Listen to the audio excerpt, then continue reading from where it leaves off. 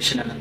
Okay, so, hello Madam People of Kalinan. So, andito tayo sa bahay ni Uncle Julius, no? So, si Uncle Julius po talaga is may pinagdadaanan, no? Na stroke po siya.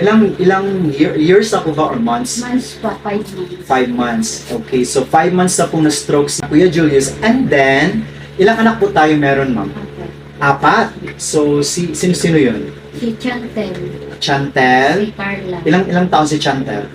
15. 15. And then, Carla. si Carla, 9. 9. Ito, Si Karen, 4. si Karen, 4. And then, si baby, 5 months. 5 months pa. Oh, okay. So, ayan po, Madam People, ito po yung family, no? Dito tayo sa maliit na room na nag-rent lang po kayo, ma'am, tama? Okay. So, nag-rent lang po sila dito sa Purok 31, Roman Diaz, Kalinan, Davao City. So, ngayon, kakausap